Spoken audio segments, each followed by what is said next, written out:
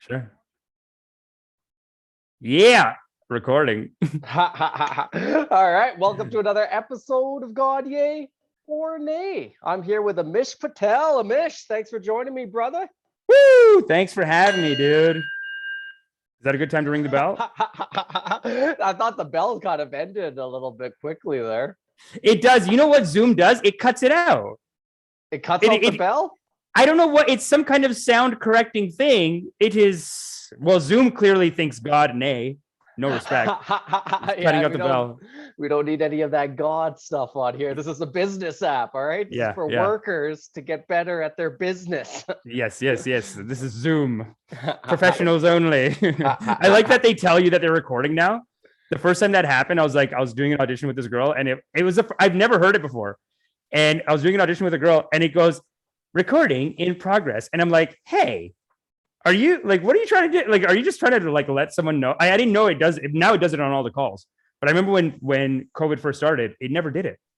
Yeah, it's they just dropped that in. I don't think the people listening to the podcast heard it, but yeah, me and you definitely did, and it kind of startles you a little bit.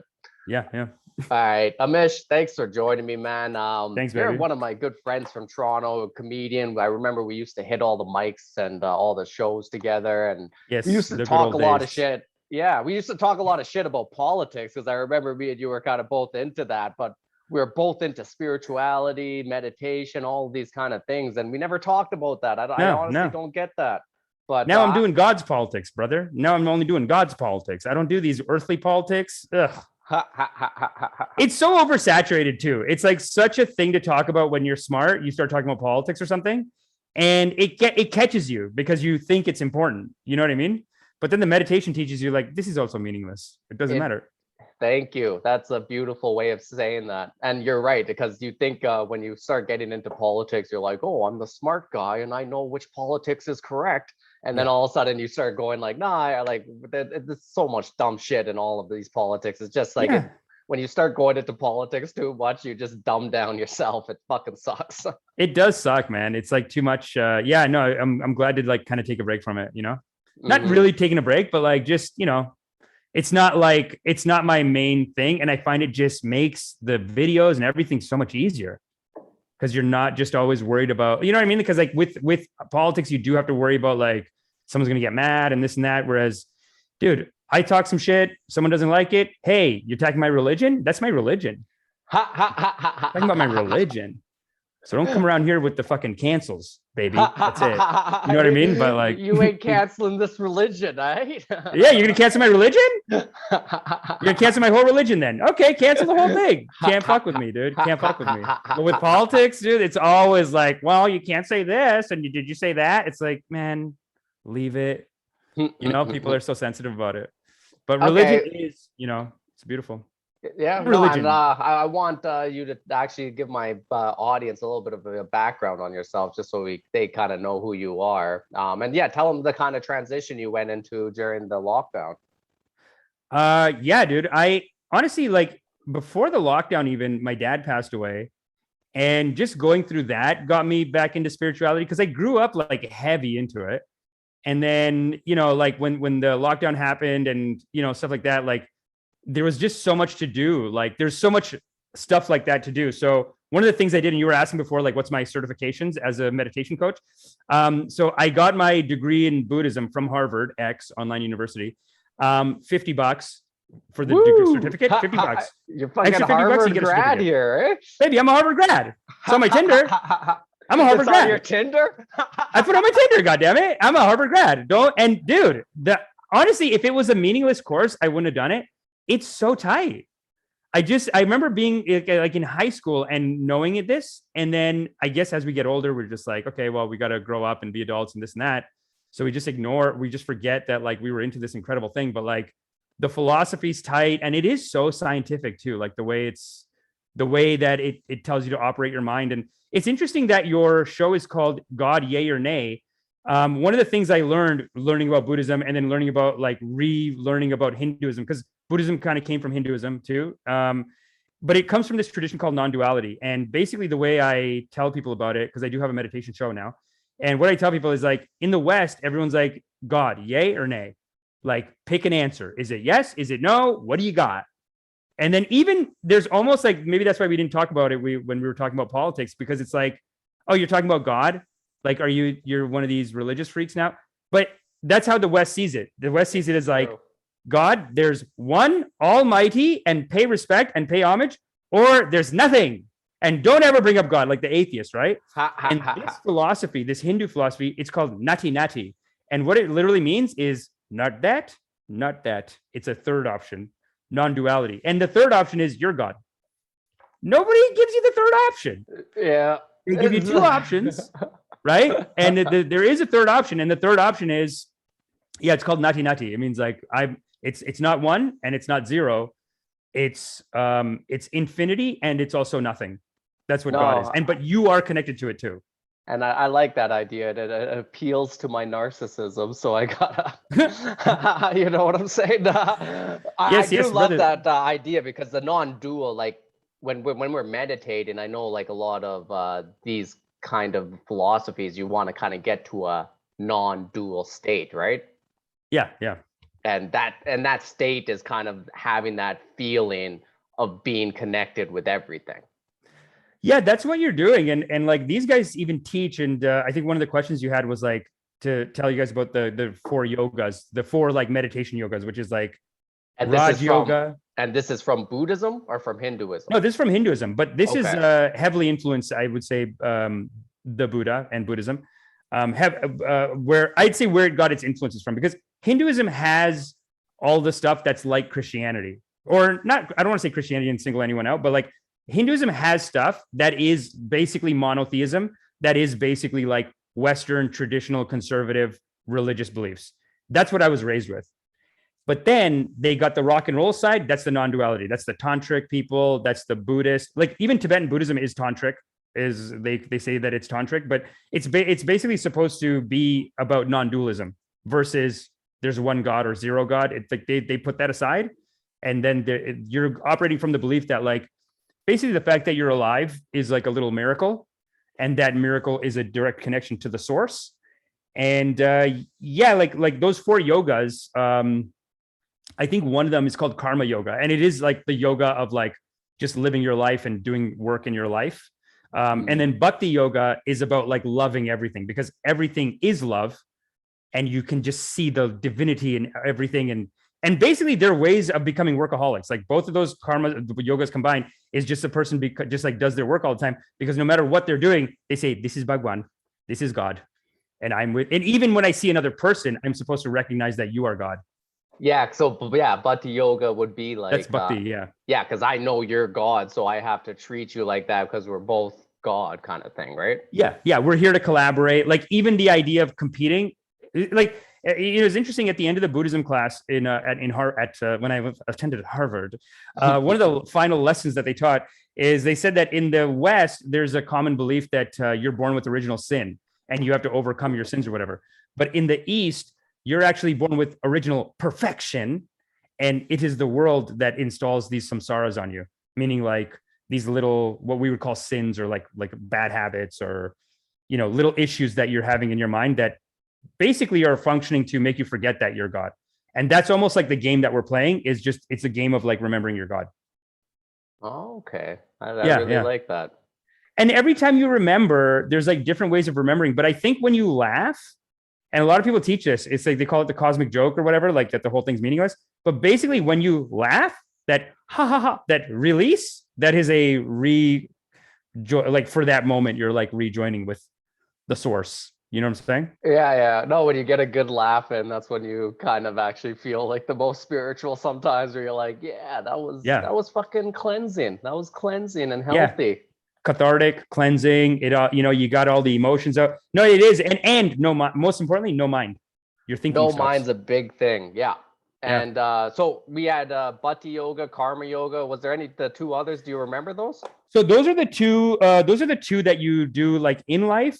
They're less of like, it's hard to imagine what their practices are. Like I'm trying to nail down exactly what the practices are of karma yoga and bhakti yoga. Mm-hmm. From what I can tell, they're supposed to be like living your life like it's a meditation. And Sam Harris kind of teaches this, but then there's 2 that are like traditional meditation. That's Raj yoga and Jnana yoga. And Raj yoga is like the more disciplined side.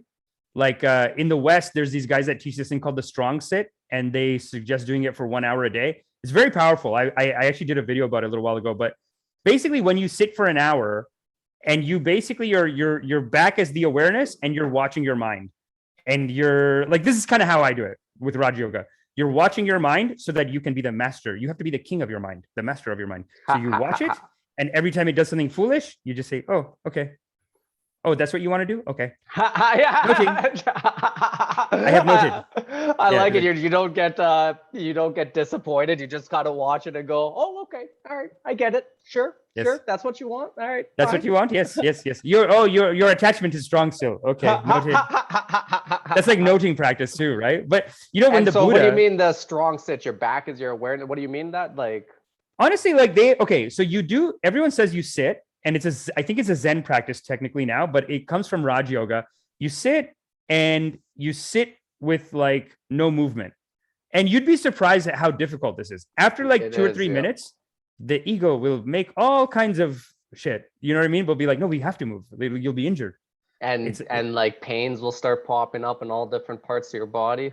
Yeah. The pain is vicious, man. I mean, I felt like I was on fire. Mm-hmm. And it started with one little pain, and then the other thing too with the strong sit is I think you're supposed to like focus on that pain, like you feel it. 100%. You I know any kind of these kind of practices, you have to kind of give that non-judgmental awareness to that pain and let it go and be itself. And a lot of times it alleviates itself, but you kind of end up seeing the process of that pain alleviating itself, which it gives you a lot of mental fortitude in the end. 100%, man. The 1 hour, it was so hard to do initially, and like it took a while, but I can get through a 1 hour. But I do have a voice talking to me, like I do guided, but I get through the 1 hour. I mean, it's tough though, man. But it really is, like you're testing your discipline, and then you know what you were saying about like the physical pains. So there's emotional pain, right? Like you can look at that and just look at your suffering and what pain you're going through in your mind. But then there's physical pain. And you look at that, and a friend of mine was telling me, and this is where I feel like Buddhism is so scientific. A friend of mine sent me a book called "The Body Knows the Score," and Gabor Mate talks about this too, where basically they say that your all of your traumas and your issues are stored in your body as little like pains or little imbalances. Mm-hmm. So through the meditation, I want to talk to a scientist about this, but I think Gabor Mate is a scientist. No, Gabor Mate is a medical doctor, and he's been studying this for a long time. Yeah, and he's fully into it, and he basically he concurs, and I think this type of meditation is a way of just like noted you're suffering. Oh, there's suffering here, and you just look at it, and they say feeling is healing, because once you look at it for a while, it does hurt initially. Like the first time I did it, it felt like my whole body was on fire, and then for like 2-3 days it was hurting, but then I think now I'm stronger. Like I can just sit straight now, whereas when I started it, I couldn't really sit straight. I was like, it was weird. You know what I mean? Hell yeah. I know exactly what you're saying. Okay, so that was Raj Yoga. I love that, man. That's Raj Yoga. Pure discipline, pure, and they call it strong sit, the strong sit over here. And it's like one of the most powerful ones. And I forgot, I had a point I wanted to make about it, but I forgot. But then the last one is Jnana Yoga. Yan? Right? Jnana. It's like Jnana or Jnana, or it's like, it comes from the same root word as to know. You know, there's a K in front of know. Yeah. So I heard Alan Watts say it comes from the same word, like gnan and like know are the same thing. Okay. And in the West, they have these Gnostics, but it's with a G. It's written Gnostics. Yeah. So the Gnan Yoga, Gnan means knowledge, and it's like direct knowledge. It's like, so like while Raj Yoga is like this hard discipline path, Gnan Yoga is like an instantaneous enlightenment. It's like insight rather than discipline. Yeah. And Sam Harris teaches this, Baba Samharish, I call him, at his ashram. And basically the way they teach it is like you focus on something, and then he kind of like snaps his finger, and you turn your awareness back on itself, and you look like who's watching. And that's supposed to be like an instantaneous method. So there's 4 methods: Raj, Gnan, Karma, and Bhakti. 2 are masculine, 2 are feminine, 2 are very difficult, 2 are like easy. So Gnan and Bhakti are easy. Gnan is masculine, Bhakti is feminine. And then on the other side, Raj is on the masculine side. There's Raj and there's Karma Yoga. Raj is difficult, and then Karma Yoga I mean, it's also difficult. I don't know. People say it's not difficult, but it is very hard to do. And karma yoga seems like being present all the time, like being just into your action all the time. Like karma is Yeah. usually a root word for action, so it's kind of Yes. being present with your action all the time. And that's how you Yes. said it can sometimes lead to just doing tons of work because that's your karma. Well, you're supposed to be a workaholic. Like with karma yoga, the thing that, okay, so the way that it is easy is that you're only supposed to do right action. So if you do right action, it should arise effortlessly out of you. So Okay. on the outside, it looks like, oh, this guy's a workaholic. He's working his ass off. But on the inside, you're not even, it's like you're not doing the work. God's doing it. It's like all channeling. Yeah, You yeah. just got a meat body and you're channeling in the energy and it's doing all the work for you. So that's where karma yoga is supposed to be easy, but it's, I don't know. I get that. And it's an interesting philosophy too, because that you're like saying God's doing the work. You're like, all right, fucking give me that energy, God. I want this to be effortless because Yeah. it can be like when, especially in the West, when we're always trying to find, like, achieve something out here. Like that's how our minds have always been shaped out here. We're always trying to achieve. So we're always kind of thinking of outcomes and shit. So Yeah. when, like, just to get that energy where you're just like, ooh, I want this energy constantly flowing for me, so it's just effortlessly I can go towards my goals. But it kind of doesn't seem like that, because I know in the Hindu religion especially, they don't want outcomes at all. You're not supposed to be thinking of outcomes at all. Yeah. And that's where it's like, I just heard a great talk by Osho about how Taoism and Hinduism, like basically when Buddhism went to China, it met with Taoism, and without any bloodshed, they formed Zen. Like they formed I think it's called Dogen or Dog Zen in China, and then it became Zen. But without bloodshed. Like these guys came and they're like, this is what we believe, and these guys are like, oh, you do bhakti yoga, we call it the Tao. Like these guys call it Brahma and like bhakti and stuff like that. The Taoists call it they call it the Tao, but the first sentence of it is like the Tao that can be named is not the real Tao. But basically what they're talking about is like this great mysterious unknown energy that is the same energy that powers your heart and your lungs. It's flowing through you all the time. So what they teach, the way they teach karma yoga is they call it doing non-doing, or wu wei wu, which is like action non-action, doing non-doing. It's like an effortless. It's like when you're in the pocket, you're in a flow state. That's what they're trying to get you to. Yeah, 100% of flow all the state. time flow And state. actually, this is a good transition point, because you've been killing it lately with just putting out so much content, and you're being very productive. How do you kind of balance that whole idea of like that whole non-doing, the whole like it's like this is supposed to be effortless with productivity, with I'm going to be doing this, these are my goals, and I'm going to hit all these goals? How do you balance that? It's hard because our work does seem like, am I doing work? Like there is that. It's tough, man. Like I don't want to sound like I think I wrote in your notes like let's just pump the brakes on all the productivity. It's like I'm trying, but it takes time. It's a practice, I guess, right? Like and there's like, it's interesting how many, I don't know if they're traumas or like whatever you want to call them, but like how many old thinking habits that I'm discovering as I meditate, like something like non-doing, or we talked about no mind or non-doing or whatever. That non-doing, your brain, your ego will take that and be like, this is a new laziness technique. Like I'll just be lazy with that. So I'm always fighting with it. Yeah, hell yeah, that's very true. But I think the most powerful way to keep going is with loving kindness. And it's hard to tell people because people are just like, what are you talking about? Like that doesn't mean anything. But what I mean by loving kindness is like okay, so if I'm being hard on myself, like I'm just not going to do anything. You know what I mean? It's like I'm just not going to do it. You almost picture yourself as a child of God, and you give yourself loving kindness, and you say, and also the people you're working with, and so like one of the ways even is coming on this podcast with you. It's like I schedule this with you. I know we're coming to do it. It's done now. You know what I mean? Like once I have another person and I treat it like it's hard for me not to take it seriously and not to take you seriously because, like we said before, you are Bhagwan, and I have to honor you, and I have to honor you. So I have to be here. I have to be present, and you know what I mean, and have my stuff ready. So sometimes I put myself in situations like that. But I am still like struggling with like getting more. I always feel like I'm behind. Like I have writing deadlines. Like 2 people are asking me for show ideas, right? Like TV show pitches right now, and my agent, she's so nice, but she does this thing where she goes, "No rush. Don't rush yourself. Don't stress yourself." And I'm like, even as she's saying it, I'm like, I won't do it then. Like, you got to give me a deadline or I'm just not going to do it. You know what I mean? It's like I have different tricks, but underneath it, like you're saying, you're asking the question, like, as if I've overcome it. It's definitely not overcome. It's like a work in progress that I'm constantly working on, and I'm constantly trying to get more work done. Mm-hmm. And still maintain my family life and still like, have sex with people or whatever. You know what I mean? Like that's all stuff. And still have sex with strangers. You know what I'm talking about.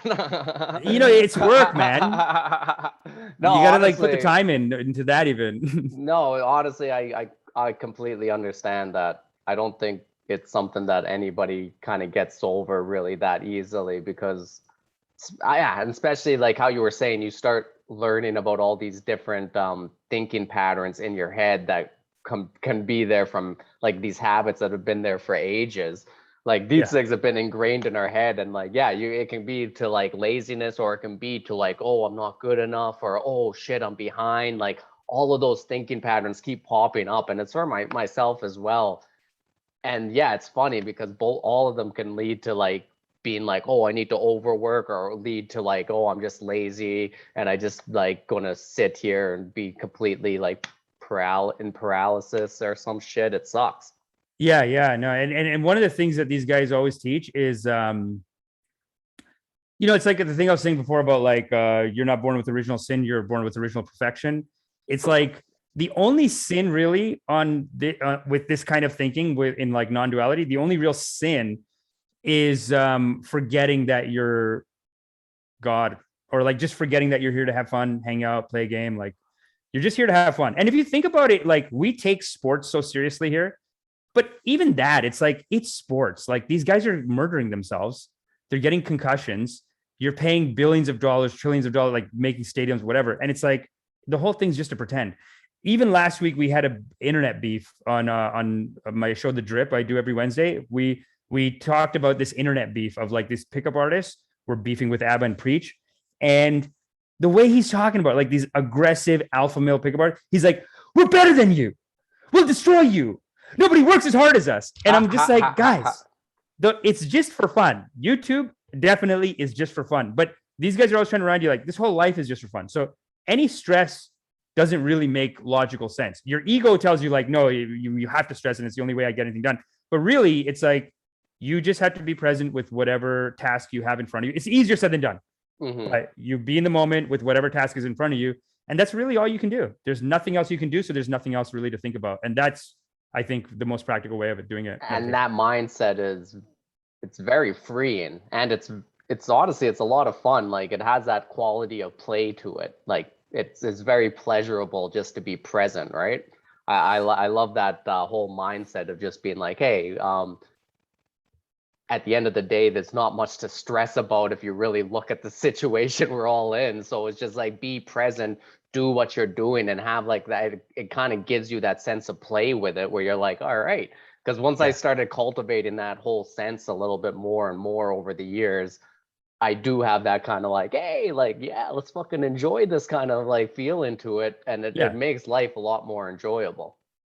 Yeah. And just going back to the Bhakti Yoga, that's what Bhakti Yoga is. And Karma Yoga is supposed to be, but Bhakti Yoga is like just you technically have to be in the moment and love the moment because it's everything. So you just love this moment. And if you look at the pictures of like the big Bhakti Yoga guys, they're always like the pictures always like they just like I released it to you, God. Like they're just so in joy of God's creation, everything. So you're God's creation, everything is technically. So they're just happy with anything.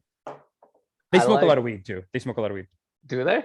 I think so. I think they're getting high. I thought it was supposed to be more of a natural high. I don't. I think this God's creation. I don't think so. I think that's our conservative Yeah, parents. this is God's crystal meth right here. Well, the sacred ones, I guess. Everyone's have you not seen that people are like so many of these Western Babajis, these Gurujis in the West, they're into meditation, but then they're also into like, oh, take your sacred medicines, take like whatever, you know what I mean? Like take weed, mushrooms, and psilocybin, I find they're into. Yeah, no, I wouldn't doubt it.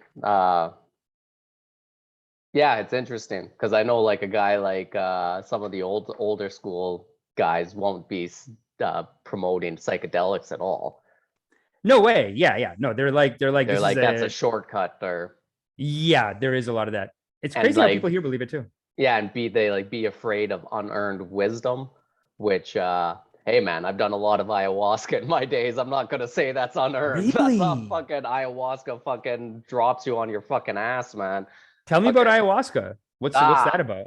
oh, I'll fucking tell you that on another day because I've Oh, really? Okay. fucking my audience has heard enough about it from me.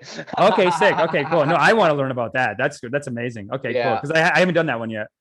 yeah, no, it's crazy. But I do want to talk about your meditation. So you're getting, have you been certified yet, or is this you're in the process of it right now? I mean, what's certified? Like Yeah, no, okay. I get it. I get it. So the other thing I have is I call it the Udimaya Ashram. I have a meditation certificate from the Udimaya Ashram. It's Udemy. It's like another $12 class. Like I just took a class online. It's a good class. Nice. It's a good class on meditation. I mean, these people charging thousands of dollars for their meditation, I don't think you're getting the point. No, 100%. Yeah, but I'm you also don't becoming need friends to- with them. Yeah. Some my like honestly, my best meditation stuff has been like going through books that like teach you like the process of meditation and actually going through it and like learning it and then practicing it myself. I do kind of wish I did go to a place where I could have like a mentor. I think that would have like maybe helped me out a bit in progressing. Yeah. But honestly, some of the books that I used to read and the processes I went to, I fucking got to such deep states of meditation, and it really changed my mind 100%. And like my meditation practice has changed over the years, but like I'm interested in your meditation practice. How's it been? Like, what do you kind of do, and like has it changed over the years? Yeah, it's always changing, and like I guess the more I get into it, the more I'm told like you need a master, you need a babaji or whatever. Like a lot of people do teach that. And then I do get so much out of them though, each master. But then also in Bhakti Yoga, they teach that because everyone's God, everyone else is also always teaching you your correct lesson too, in a way. It's like the way your ego is built is you are hiding your deepest issues from yourself, and you're kind of projecting them unconsciously onto the world. So the only reason I'd say good to get a Babaji or good to get a Guruji is because they'll like instantly see your excuses you're making with yourself, because your mind is like that close to you, right?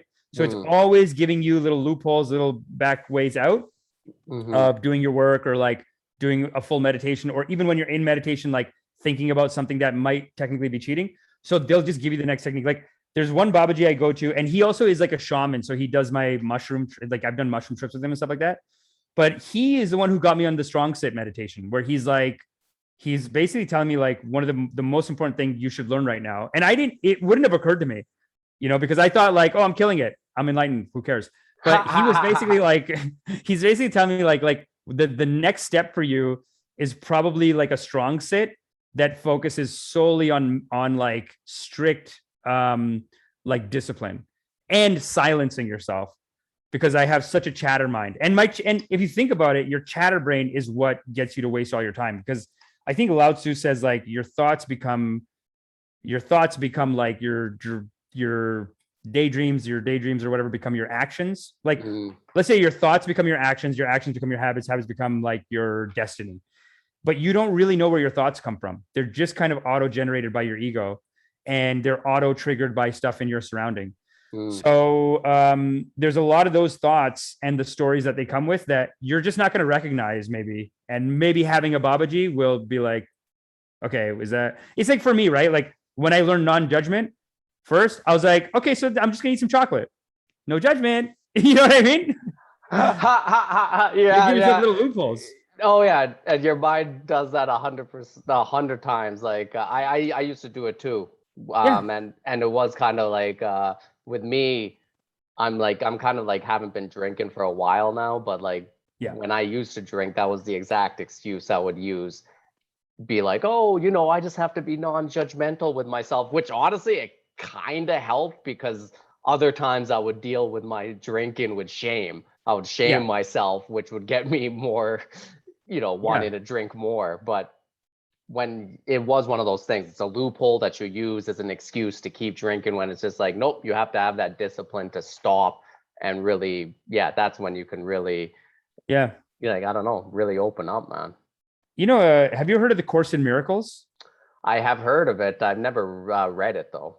It is like it's like the philosophy is exactly what we're talking about. I guess it's non-duality and like loving kindness and that sort of stuff. Like the philosophy is super tight, but they talk about it. They do it all in Christian terms, which I think is brilliant marketing because they basically they'll say like instead in Bhakti yoga, you say Brahma or Brahman, or the Rumi in like Sufism. The Sufi mystics also believe in a very similar thing, but they call God the beloved. Mm-hmm. I don't know if you're into Rumi because Oh, I Rumi loved Rumi was the best. Rumi's Rumi, a bangers, dude. his Yeah, his poetry is something that you can read and it really actually makes you kind of understand what the fuck he's talking about. Like this whole it's idea of amazing. non-duality, being one with God, that kind of stuff. When you read his poetry, I used to just, when I was working, I would just like look it up on my phone and like read a line of his and then just think about it, and like you just feel so connected. It's such beautiful Yeah, writing. it's amazing writing. Actually, I have the Rumi Oracle cards. You want me to pull a card for you? Please, let's fucking Is hear is there one. anything that Rumi can help you with? Help me with. Yeah, yeah. Like basically the way you use the cards is you say Rumi who loves me unconditionally, and then we Okay. pick a card. You know what I'm saying? Okay, Rumi who loves me unconditionally. And Yeah. what does Give he me help me with? Or just whatever you're going through. Give me 1 second. I got the cards are right here. Just put them on the side of the bus. All right. See this? yeah, Oh I wait. see it. All right. Rumi Oracle. You can see that, right? Yeah, I love it. It's beautiful cards, dude. And then the guidebook is incredible, but yeah, dude, this is amazing. And we'll get back to like a Course in Miracles in a second, but like I was saying to you that Course in Miracles, all the non-duality teachings, apparently Aztecs have it. They all have a very similar like non-duality kind of underlying teaching. And to be honest, I totally forgot what the original question was, but I'm sure it'll come back. Rumi will guide us. Rumi will guide us. Rumi, the way you pick the card is you say Rumi, who loves me unconditionally, guide my hand in picking the right card. So yeah, let's do it. All right. Rumi. I mean, it's through Zoom, so I don't know if like I'm sure Rumi's love can channel through all of this. Oh, Rumi's love's all over the place. We're good. We're good, I'll eh? I'll send him a little bit of energy over there. Rumi, Yeah, send some energy over here. Rumi, Rumi's unconditional give me the right love is card, buddy. say you can say when to stop, or I can. Okay, yeah, Rumi, who loves me unconditionally, please guide me. Is that what was? Yes, guide my hand. Help me find the card that is for my highest good. That's good. All right. Help me find the card that is for my highest good. Help and me then find the stop. card. All right, Rumi, who loves me unconditionally, help me find the card that's for my highest good through Amish's hand. Okay. This one, I'm feeling some energy on this one. All right. Oh, yeah. It's called The Right Choice. The right choice. Can you see that even? It's called The Right Choice. It's a little blurry. You have to move it back a bit. It's a little blurry. There it is. Yeah, look, I see it. Oh, you see it? Oh, sick. Okay, amazing. It's called The Right Choice. And let's see, number 29. Let's see what Rumi has for you, brother. The Right Choice. I'll hold it while I read it. Stay close to those who know about the heart. Choose the shade of a tree that is in constant bloom. Don't meander aimlessly among the herb sellers and potion vendors. Go directly to the shop that sells nothing but sweets. I love this. It's so true. So true. Don't sit waiting by every boiling pot to have your plate filled. Not every boiling pot is cooking what you want. Not every sugar cane is filled with sugar. Not every down has an up. Not every eye has vision. Not every sea contains pearls. Rumi. Yeah. Yeah, I mean, Make the right choice.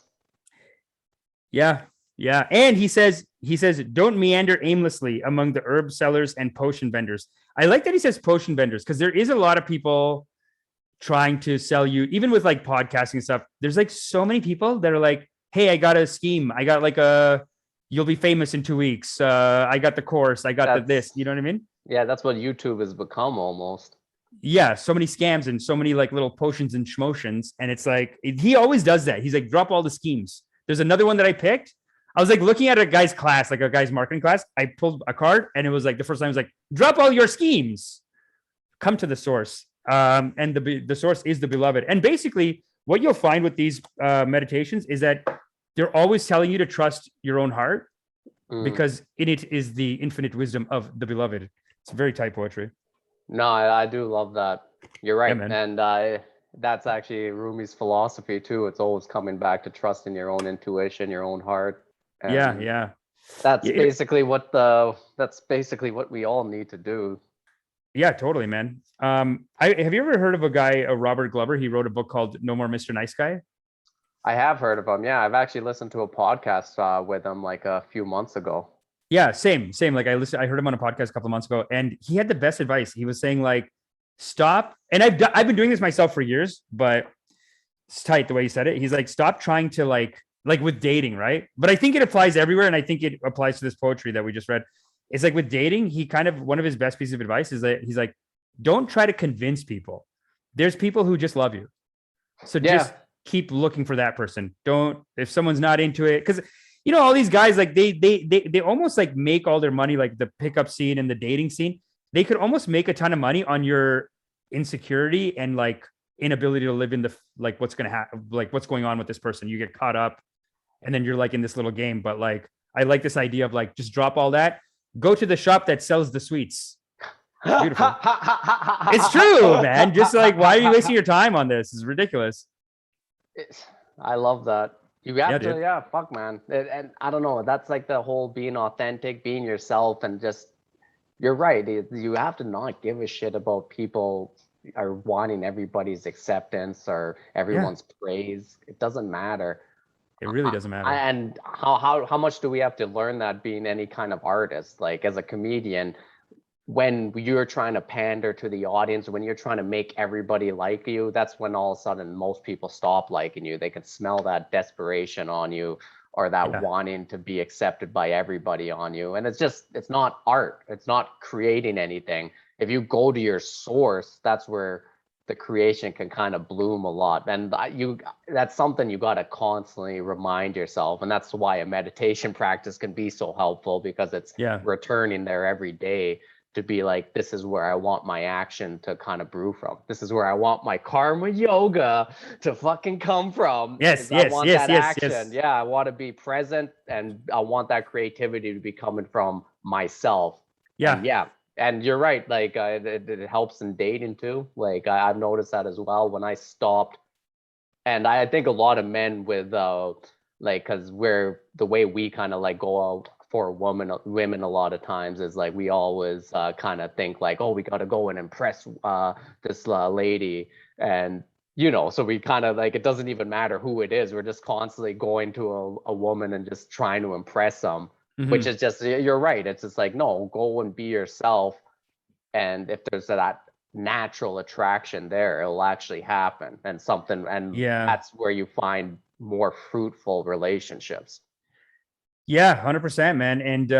And like even with art, it's like you have to be willing to live in the mystery, I guess, a little bit. Like you might not always know exactly how it's going to turn out, and that's where a lot of the anxiety, I think, comes from. Is like, is this amazing? Is this like incredible what I'm writing, or is it like mediocre? You know what I mean? Like you're worried about it, but it is a little bit like what he encourages you to do is like really just live in the mystery, because like that's what it is. That's where the tight stuff's going to come from. It's not going to come from anything that anyone's ever seen before. It has to come from this original thing that like the Tao shined through you and then it just came out naturally. That's going to be the best stuff. And I even just saw a clip of Jay-Z talking about this. So Thug back in the day, but I just saw like the documentary he has for the Bomb Bomb music video. He does documentary in between, and he's like, I'm just a vessel. The wind blows through me. I'm just a whistle for God. That's it. So it's true. It's like you kind of submit and let stuff come out of you a little bit. And that's submit. That's what meditation is. That's what spirituality is, and like you hear it in all the religions. Submit, yes, but like everyone will submit to Allah. Only really, Islam has it heavy, and I always thought it was oppressive. I didn't understand. But like honestly, like that's a reason. Like that whole idea of submit can be used by bad actors to make you submit, to be political, to be like, hey, fuck you. This says submit. I'm the messenger of God, so you submit to me. You know, like it can be used in a bad way, but like it's more meant to be like submit or surrender into the moment, submit and surrender to God, and like that's when you're meditating, that's the hardest thing to learn because your mind's always so active, and it really takes a while to just be like, hey, let go and just submit to it. And that's just something you can only learn by practicing it, by doing it 5 minutes a day. Like if you're a beginner, just start with 5 minutes a day, just kind of do it until you get to that point where you can just let go and just submit to the moment, just submit to whatever it is. And that's where like I think a lot of philosophy, a lot of spirituality just stems from. That release, what you're saying, the release and submit, whatever, it seems to be popping up as like the most powerful meditation from multiple sources. Mm-hmm. You know what I mean? So like like Rumi talks about it a lot, or like Sufis talk about it a lot, like submitting to like this moment, or like whatever this dance is, like submitting all of your senses to it, all of your like, so that you're fully present in the moment. But then there's another guy that I watch, Robin Sharma. He's out of New York. Incredible videos. I like him. I like him a lot. So good. And he has some good, he basically has like his top 2 meditations. One of them is release. One of them is the I am, like looking, like the Gnan yoga, like looking back at who you really are and remembering that. But then the other big one is just let everything go. Like, and it's one of those things, we started the podcast with this, where you said, is it yay or nay with God, like God, yay or nay? And it's like, nobody gives you this third option. Same thing in your mind. You have this thing bothering you and you either want to destroy it or like fix it or forget it. And release is a third option, because forgetting is also like they teach in meditation, like not to be equanimous, like not to pull or push anything, you know, like whatever it is, just be with it. And that is like, you know, you're kind of submitting to it. Like you're not saying, I'm going to ignore this thought or this sadness or this pain. I'm not going to ignore it. And I'm not going to like, you know, fix it. I'm just going to look. It's so feminine, actually. 100%. Anything that comes back to your body, I think, is feminine. I think your mind is more masculine, with like focus, like heavy focus is more masculine, but coming back to your body is more feminine. And you know what's kind of funny? I think psychedelics is something that can teach you this lesson in a very quick but hard way. Because when you do a psychedelic, and if like, especially like if you're doing a psychedelic in a ceremony kind of way, in a ceremonial kind of way, that's where the intensity can sometimes get really, really high up, and you don't like it. So you, like you said, you push or pull away from it. You're either kind of trying to run away from that intensity in your body. We're like, oh, I don't like this. I don't want to feel this. This is too much. Or like, you're just trying to get away from whatever that is. But at the end of the day, all it's trying to show you is to submit to it and just be with it. And then like, once you finally do that, that's when this calmness comes over you. Wow. And that's what happens in that's one thing psychedelics really hit me with. Because psychedelics put me in, like ayahuasca was the one that put me into flow meditation, into the deep, effortless meditation where you're just completely present for the first time. And then when I came out of that, because I kept my practice up, I was able to access that more frequently. And Yeah, dude. yeah, that's a big one. So submit, Submit. submit Wow. and surrender. You want to like Submit write is a it? song? Were you converting for Islam back in the day? You're like submit and surrender to Allah. No, just but you know what's crazy? Allah is the beloved. So it's true. It all comes full circle. But yeah, you could turn people always twist it into like submit because even in bed, it's like so good to be with someone who's submissive. And I found myself being like, no, be submissive. It'll be good. And it's like, no, they don't. You know what I mean? Like it's you do use it for your own good, I guess. Yeah. but it is the most powerful thing to just do on yourself, like to just submit to like whatever's happening in this moment, and then it'll be done. You know, it is like if you want to bring some calmness into your life, some presence, some like silence, that's what you have to do. And you have to submit. I honestly think that's like where so much of our like we call it, like everyone's calling it God, like that's what we've been talking about, whatever it is. That's where it kind of stems from. And like as an artist, I think you need to, because like you even said, Jay-Z said it, like, hey, I'm just a vessel. And if you, I don't know, you ever read the War of Art? Yeah, back in the day, but I don't remember it now. Yeah, but like that was basically the whole idea, and that was like being the muse. Like we're just muses. Like you just pretty much find the way to get to channel that energy. Yeah. And if you with them, they had like, if you have the proper work ethic and you kind of come to it every day, that energy will start flowing more readily, and you'll have that energy, and you're just going to be challenging it. You're the muse. Fucking let the fucking, or no, wait, you're the vessel. Let the muse. I'm the vessel. Yeah, let the muse come through you. Yeah. And you know, it's weird. It's interesting. Like in Bhakti yoga, they're teaching that every other thing is too. So like, just you look at everything else as like there to be part of your simulation, to be part of your fun, to be part of your like game that you're playing. And I guess why I think Rumi works so well is you know, like that, like, so that's the underlying truth of it. Like there's this ground of being, we're all one. It's just loving kindness. There's no judgment. There's no anger. There's no whatever. But like the game that we're playing is to constantly like remember that. And your ego is like your Nintendo, and it's constantly telling you like, no, you're guilty. Like you did something wrong. And that's how it gets your attention. And that's how it gets you running on these games or whatever. And I think the reason why these Rumi Oracle cards work so well is because they basically like, and the Buddha calls it like your samsaras. So like whatever your samsara is, or like whatever your suffering is, let's say, it'll just take any life situation you're in, and it'll just replace it'll just rewrite everything in your head as like you're going through the same thing again.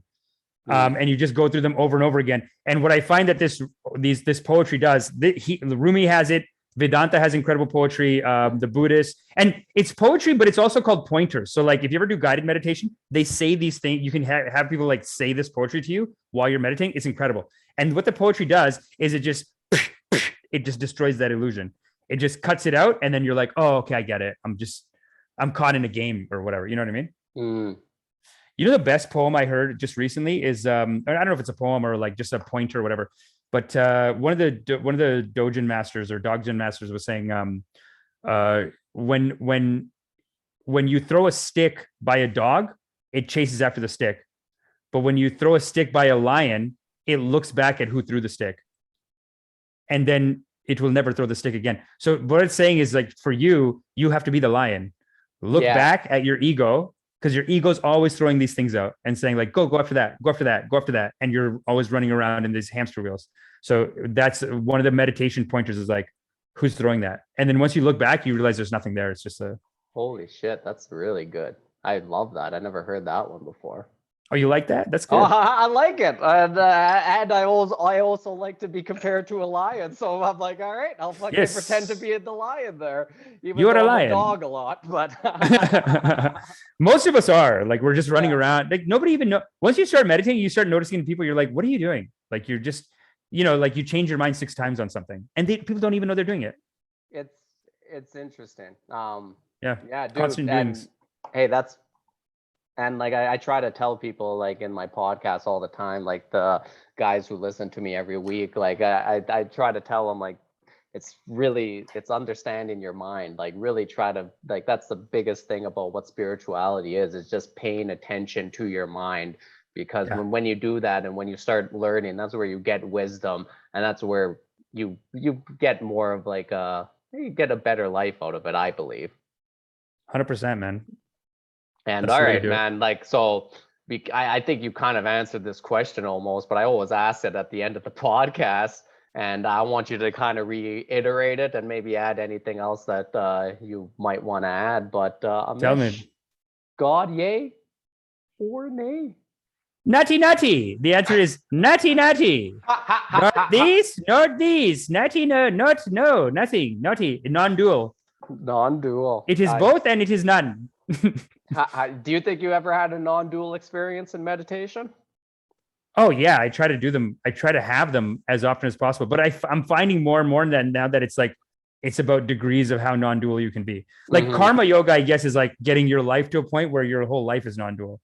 But in there, I try to go in and I try to get there as quick as I can. So I try to. I don't know. I think I'm hitting it. Yeah. Hey, man. Like I just from like I think I'm at like 15 years now of meditation. Like really. Yeah. So like.